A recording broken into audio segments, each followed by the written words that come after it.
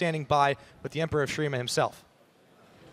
Thanks, Pyra. I'm Pulse. I'm joined here by Froggen, the mid laner from Elements, to talk about his win. Now, that was a very convincing victory there. 2-0 now in this week. Have your aims now changed coming into this split?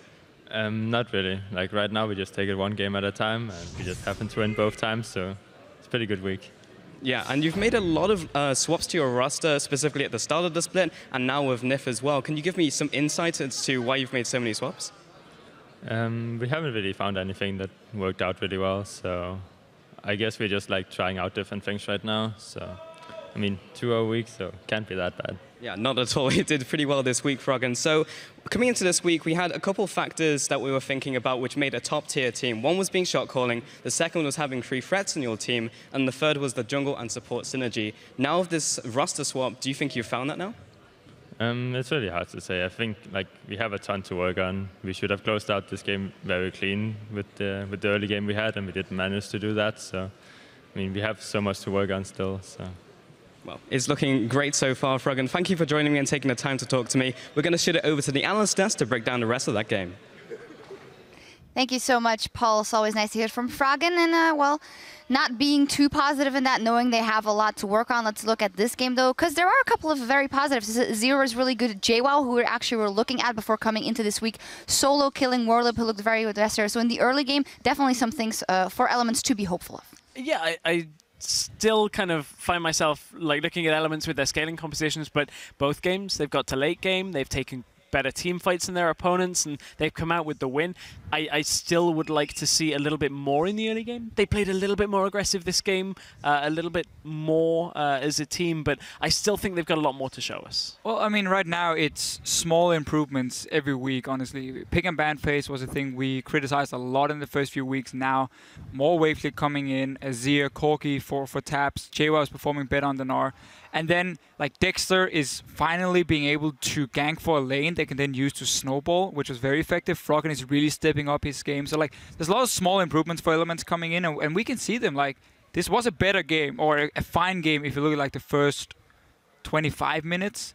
And then it started going downhill for them, but they managed to turn it around in the end. Yeah, definitely comparing to the SK game, this was a strong one from Elements. On the side of Giants, though, who also had an eye on their middle of the table surge, coming out with the Orianna with teleport. You had a lot to say about that, but I do want to throw the first replay up on the screen, because this is when it all came together for me, the Fisho. We're going to walk through this replay. We see the teleport coming in of Shyvana, and then ideally, what do you want an Orianna to do? Obviously, teleport behind the enemy team. I mean, that's what you do on every Orianna. So Pepinero, I guess, pulling off what was supposed to be somewhat of the combo. But the weird thing for me is just, like, when you run teleport, you always sacrifice a lot in terms of your laning power. Pepinero also lost his tower in that mid lane, and that's so difficult to deal with against Azir, Corki, a comp that can group up in the mid game and start really sieging you down. And then suddenly you lose that mid tower early. Pepinero started randomly split pushing on his Orianna, even though he was needed to be there with his team.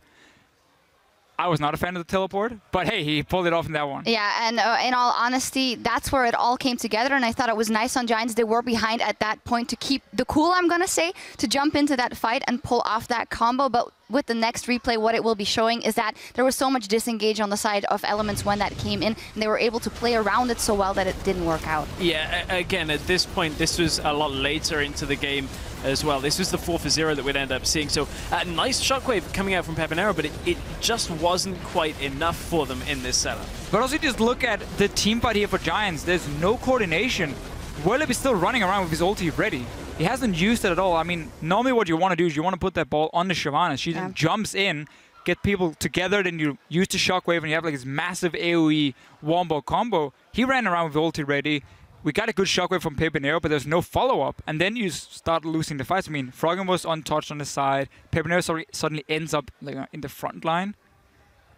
Not enough for Giants. Yeah, I think that's a really big point. We've been tracking the middle tier teams throughout the last 2 days, and honestly, when you look at this game, I think on a macro level, both teams are really going to have to start picking this up between that kind of 25 to 40 minute mark, where it's just scrappy from both of them, and if they want to secure a playoff spot, that's the area they really have to tighten up. But if you want to secure that top 6 right now, all that matters technically is that you get the wins, and that's why Froggen is saying 2-0. We're okay with that. We know there's a lot of things we need to improve on. But if you start getting closer and closer to at least secure that top 6, then you can start worrying more about what you have to improve. I mean, obviously, right now, if we look at these teams compared to like Origin top 3, there's a massive difference. But getting the wins on the board is the key also to avoid relegation. Yeah, definitely. Just get those wins, pretty or not. And, well, Elements has another win. That's a 2-0 week for them. And in just a few minutes, we'll be looking at the matchup between H2K and SK Gaming as we set the stage for our very last game of the week. There's more LCS action coming your way right after this. So the game plan stays the same as original. Our combos are very similar. We have very good team fighting. The only thing we can do wrong here is just group up and don't use our resources properly. And then go back into the jungle and go in, but here's on the hunt. Oh, denied! Gets pushed back. They turn their attention to him. Nif's gonna get the knockup. JWoww goes Meganar. Oh! Good job, good job, good job. Nice! Keep going, keep going, keep going, keep going. Keep going. Good net! That could be some trouble, but he doesn't go down just yet. JWoww, however, into Meganar form, is going to be distracted by him as Werlip moves in for Froggen, Dexter, and Tabs. Oriana!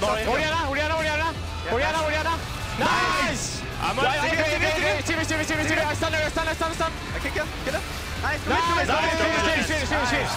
A 2-0 week for Elements, and they needed it.